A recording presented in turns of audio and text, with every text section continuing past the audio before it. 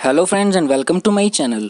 तो आज है हमारा वीडियो नंबर 42 जिसमें हम मार्केटिंग मिक्स का सेकंड कंपोनेंट करने वाले हैं। तो गाइस वीडियो को शुरू करते हैं। तो हम कर रहे थे मार्केटिंग मिक्स के कंपोनेंट। पिछली वीडियो में हमने उसका फर्स्ट कंपोनेंट किया जो था प्रोडक्ट और साथ ही किया प्रोडक्ट मिक्स। आज हम करेंगे उसका सेकंड कंपोनेंट। सेकंड कंपोनेंट है प्राइस। अब प्राइस होता क्या है? प्राइस अगर सिंपल लैंग्वेज में कहें तो कीमत। किसी भी प्रोडक्ट की कोई भी गुड्स हो या कोई सर्विस अगर आप ले रहे हो तो उसके लिए जो आप पे करते हो वो होता है उसका प्राइस। मानो आप किसी के घर में रह रहे हो किराए पे, तो जो उसको आप रेंट पे करोगे वो उस किराए का प्राइस है। आपने किसी करियाना की शॉप से बिस्किट खरीदा, आपने उसके लिए 10 रुपये पे किए, वो उसका प्राइस है।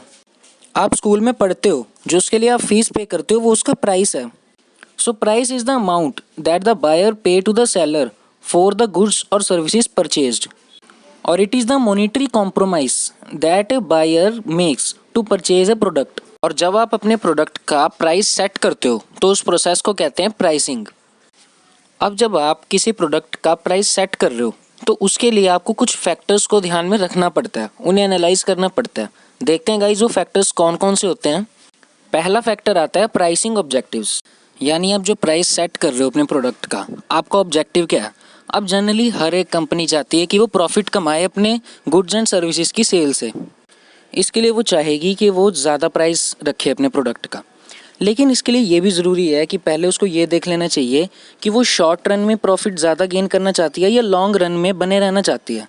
अगर तो आप थोड़े टाइम के लिए हो और चाहते हो कि हाँ हम प्रॉफिट गेन करें तो आप हायर प्राइस सेट कर सकते हो। लेकिन अगर आप आगे की सोच रहे हो, दूर की, तो पहले आपको टिकने के लिए थोड़ा कम प्राइस रखना पड़ेगा ताकि आपका प्रोडक्ट अफोर्डेबल हो। लेकिन प्रॉफिट मैक्सिमाइजेशन के अलावा आपको मार्केट से रिलेटेड भी कुछ ऑब्जेक्टिव्स को ध्यान में रखना होगा, जिसमें फर्स्ट आता है ऑब्टेनिंग मार्केट शेयर लीडरशिप। कि अगर आप चाहते हो कि मार्केट में जितनी सेल्स हो रही हैं सबसे ज़्यादा आपकी हों, तो उसके लिए ये ज़रूरी होना चाहिए कि जो आपका प्रोडक्ट है वो कम प्राइसेस पर हो और वो भी अफोर्डेबल। क्योंकि जब कम प्राइस पर आप बेचोगे तभी तो ज़्यादा कस्टमर उसको खरीदेंगे। एक माइंडसेट ये होता है कि यार कम प्राइस पर तो है, सस्ता तो है, एक बार ख़रीद कर तो देख लेते हैं क्वालिटी कैसी है इसकी। फिर नेक्स्ट आता है surviving in a competitive market.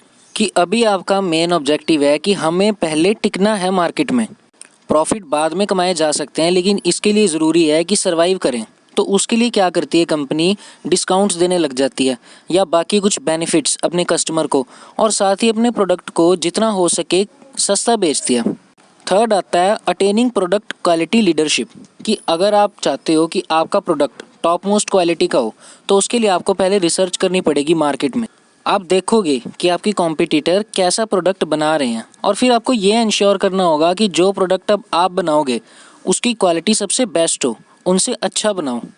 तो अच्छी क्वालिटी के लिए आपको कई सारे रिसोर्सेज इकट्ठे करने पड़ेंगे और कई जगह पर आपको कॉस्ट इनकर करनी पड़ेगी। खोज करने में, कोई इनोवेशन करने में। तो पॉसिबल होगा कि जब आप क्वालिटी पर ज़्यादा ध्यान दोगे तो आपके प्रोडक्ट का प्राइस हाई हो, यानी वो थोड़ा एक्सपेंसिव हो। लेकिन जब आपका ये ऑब्जेक्टिव है कि आपको मार्केट में सबसे बेस्ट क्वालिटी का प्रोडक्ट बनाना है तो कस्टमर भी ये चीज़ जानेगा और वो फिर उस प्रोडक्ट को ख़रीदने के लिए हायर प्राइजेस पे कर देगा। सेकंड फैक्टर है प्रोडक्ट कॉस्ट, यानी कि आपको प्रोडक्शन करने में कितनी कॉस्ट लगी। अब कॉस्ट होती है एक फिक्स्ड कॉस्ट जो हर टाइम फिक्स रहती है। कि जो आपकी मशीनरी है, मान लो आपने किसी से रेंट पर हायर किया और 1 महीने के लिए आपने रेंट पर लिया। लेकिन अगर आप एक दिन छोड़कर भी काम कर रहे हो, यानी ऐसे करके आपने महीने में सिर्फ 15 दिन मशीन से काम किया, लेकिन आपको रेंट तो 1 महीने का ही पे करना पड़ेगा। सिमिलरली जो आपका परमानेंट स्टाफ है उनको जो आपने सैलरी पे करनी है वो फिक्स्ड है, ये आपकी फिक्स्ड कॉस्ट होती है। और एक होती है वेरिएबल कॉस्ट, कि आपका जो आउटपुट है उसके साथ वो वेरी करती है। कि जैसे रॉ मटेरियल हो गया या आपने जो लेबर हायर किया, अगर आपको ज़्यादा प्रोड्यूस करना है तो ज़्यादा लेबर की ज़रूरत होगी और रॉ मटेरियल भी आपको ज़्यादा चाहिए होगा। लेकिन अगर आपने कम यूनिट्स प्रोड्यूस करने हैं तो रॉ मटेरियल भी उसी हिसाब से कम चाहिए होगा और कम लेबर। और एक होती है सेमी वेरिएबल कॉस्ट, जो हमने अकाउंट्स में देखी है, managers commission 5% on sale, 10% on sale, वो भी चेंज करती रहती है, सेमी वेरिएबल है। तो अगर आपकी ये प्रोडक्ट कॉस्ट कम है तो आप अपना प्रोडक्ट कम प्राइस पर बेच सकते हो। लेकिन अगर ये कॉस्ट ज़्यादा है तो आपको इसको कवर करने के लिए उसका प्राइस भी थोड़ा हायर सेट करना पड़ेगा। थर्ड फैक्टर आता है एक्सटेंट ऑफ कंपटीशन। अगर तो आपके कॉम्पिटिटर इतने हैं नहीं या बहुत थोड़े से हैं तो आप अपनी मर्ज़ी से कोई भी प्राइस सेट कर सकते हो, चाहो तो उसको महंगा भी बेच सकते हो। लेकिन अगर इंटेंस कंपटीशन है कि बहुत सारे आपके कॉम्पिटिटर मार्केट में फैले हुए हैं तो आपको अपना प्राइस सेट करने से पहले उनका प्राइस देखना होगा। उसी के अकॉर्डिंग आपको फिर थोड़े कम प्राइस पर बेचना होगा अपना प्रोडक्ट। कि जैसे कोका कोला और पेप्सी हैं, एकदम से वो अपना प्राइस हायर नहीं रख सकती क्योंकि वो कॉम्पिटिटर हैं और उनका कंपटीशन भी बहुत हाई है। नेक्स्ट फैक्टर है यूटिलिटी एंड डिमांड। यूटिलिटी यानी सेटिस्फैक्शन जो एक कस्टमर को मिलती है उसके प्रोडक्ट से जो वो खरीद रहा है।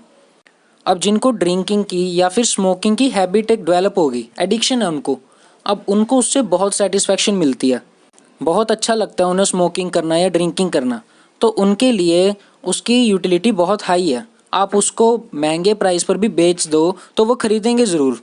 लेकिन अगर यूटिलिटी इतनी है नहीं कि कस्टमर आपका सेटिस्फाई हो नहीं रहा, उसको इतना कुछ खास पसंद है नहीं प्रोडक्ट, तो उसको अट्रैक्ट करने के लिए आपको सस्ता बेचना होगा, कम प्राइस सेट करना होगा।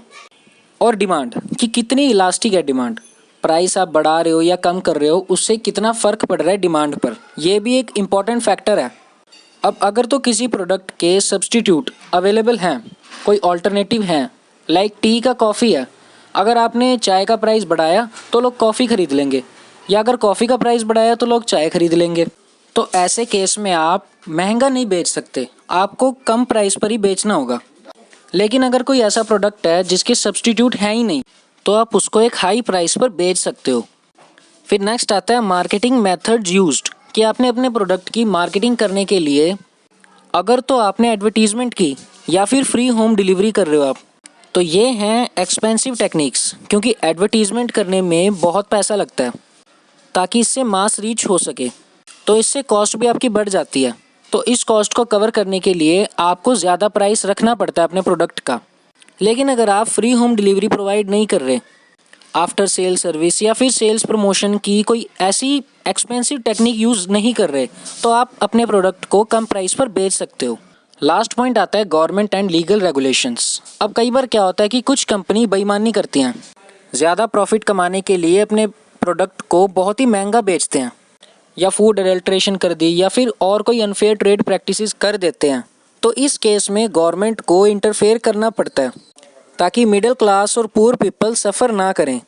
तो उस केस में जो एसेंशियल गुड्स हैं like sugar, wheat, rice, cooking gas, petrol, medicines, तो इन सब गुड्स का एक प्राइस सेट कर देते हैं, एक लिमिट लगा देते हैं कि आप इससे ऊपर तो बेच ही नहीं सकते। तो उस केस में कोई भी फर्म, कोई भी कंपनी उससे हायर प्राइस पर नहीं बेच पाएंगे।